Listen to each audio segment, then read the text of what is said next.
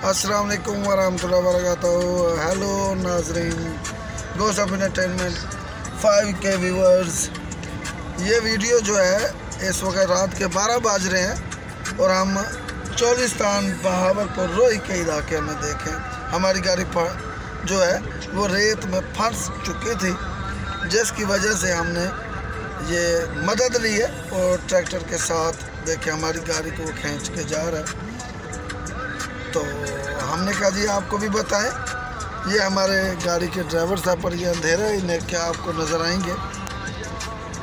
बहुत हसीन लम्हात जो न कभी भूलने वाले।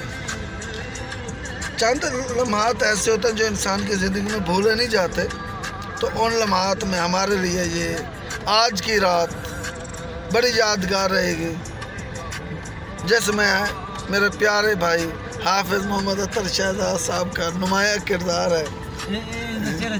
और ये अभी आपको मैं दिखाता हूँ। ये देखें, ये हाफिज़ शहजाद साहब हैं। देखें माशाल्लाह अपना मुंह साफ़ कर रहे हैं और ये रेत लगी हुई थी चोलिस्तान की तो उन्होंने साफ़ किया। और ये हमारे ड्राइवर साहब हैं। ड्राइवर साहब क्या हाल है? ठीक है सकलैन भाई। तो अब ये देखें रेत के अंदर हम फंसते निकलते जा रहे हैं। फंसते नहीं फंसते नो लफ्ज़ को ज़रा हमने दबा के बोला है।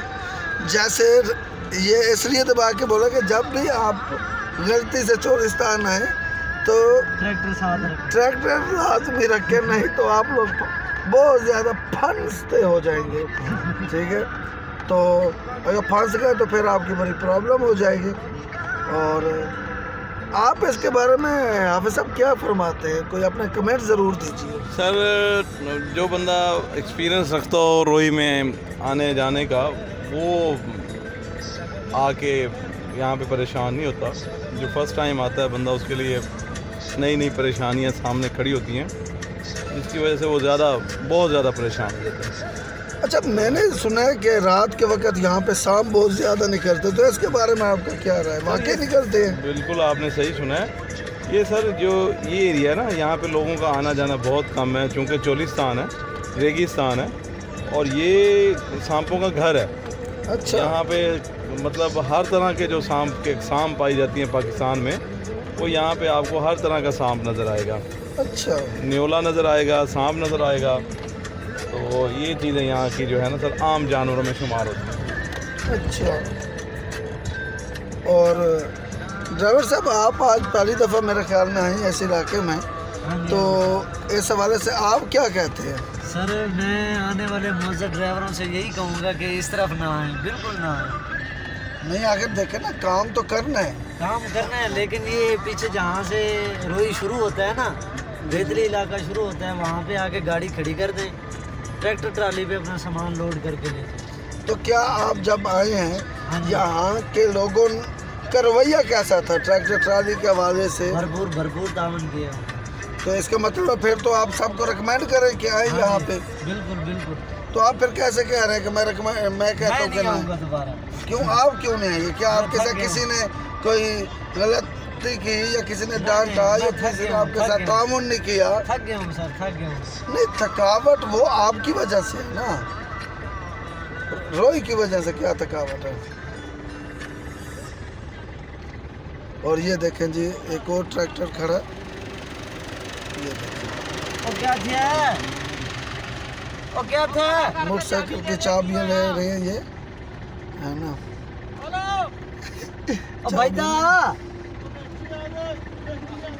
बच्चे आ गए।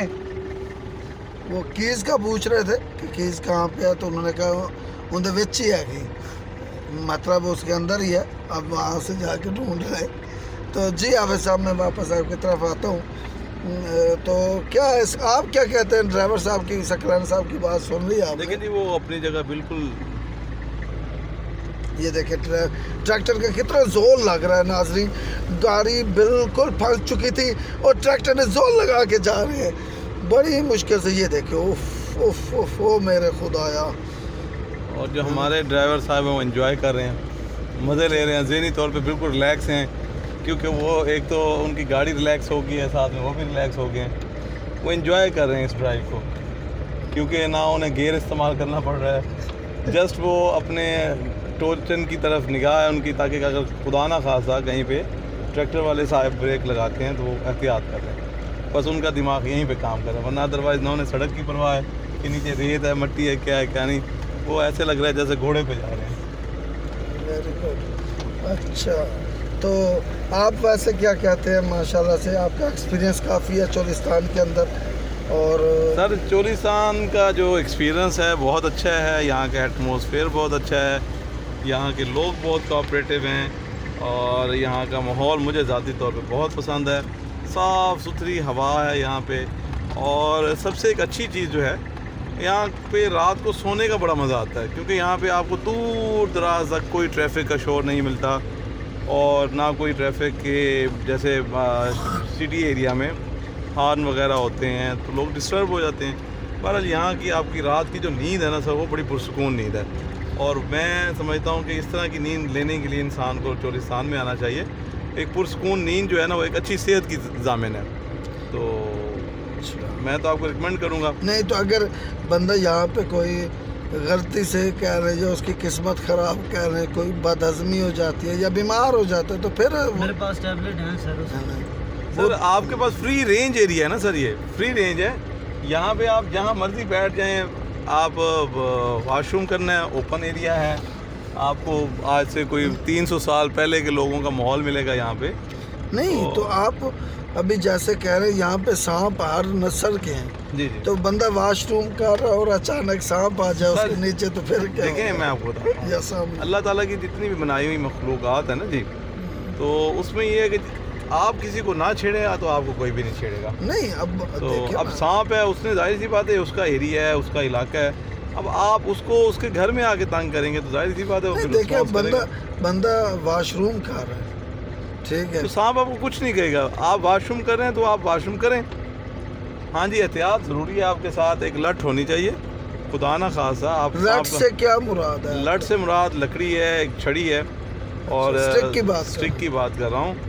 और ये सुन्नत रसूल भी है कि आप अपने हाथ में एक छड़ी रखें, सही, तो वो आपके हथियार के तौर पे भी काम देगी और वो आपको बहुत सारा फ़ायदा भी देगी।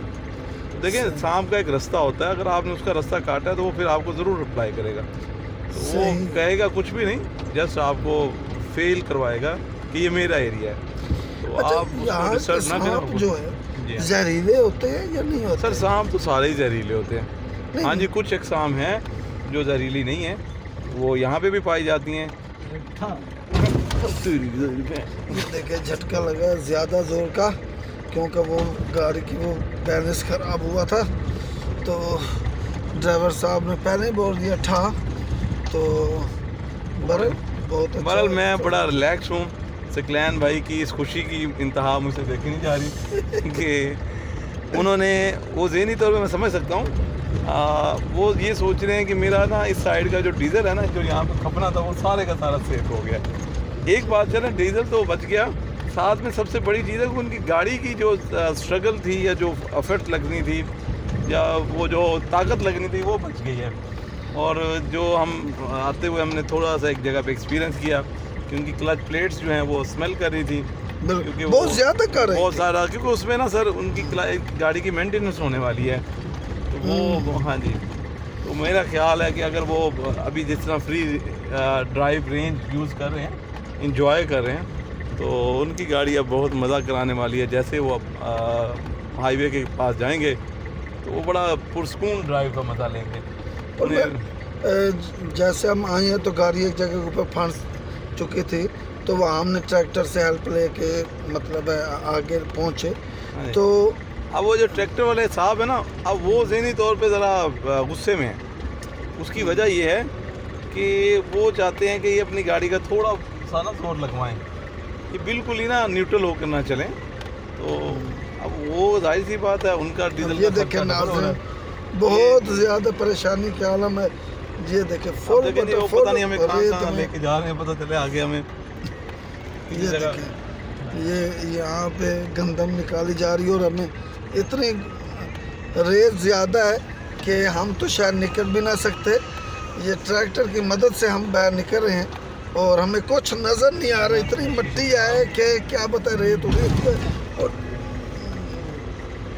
अल्लाह खैर करे, बस हमारे लिए दुआ करना। बड़ी मुश्किल में हम फंसे हुए हैं इधर, फंसे हुए हैं। हम कोशिश करेंगे हम इस फंसने से निकलना है, हम दोबारा यहाँ पे ना फंसे। हाँ, लेकिन मुझे लगता है कि हम बार बार फंसेंगे, फंस चुके हैं। हमें जो फंस जाए तो वो फिर फंस जाता है। हम फंस नहीं कि हम फंस चुके हैं।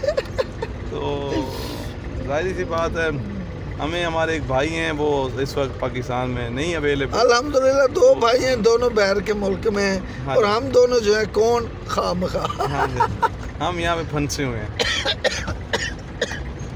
रात के इस टाइम लोग रात का 1 बज रहा है, आप देखें, नींद के मजे ले रहे हैं और हम जनाब इस वक्त ट्रैक्टर अपनी गाड़ी निकलवाने में मदद ढूंढ रहे हैं कि यार हमें यहाँ से निकालो, रोड की तरफ लेके जाओ। जी। और ये भी बता दें कि ये इसने हमें रोड की तरफ लेके जाना है इंशाल्लाह। बस पहुँचने वाले हैं, थोड़ा सा सफ़र रहेगी हमारा, तकरीबन आई थिंक मेरे ख्याल में 10 मिनट तक हम रोड की जगह पे पहुँच जाएंगे। जो पहले 10 मिनट से कुछ ज़्यादा टाइम लगेगा, क्योंकि डिपेंड करता है, क्योंकि हम ना अपनी गाड़ी को ड्राइव नहीं कर रहे जी, हम टो चेंज करके लेके जा रहे हैं गाड़ी को।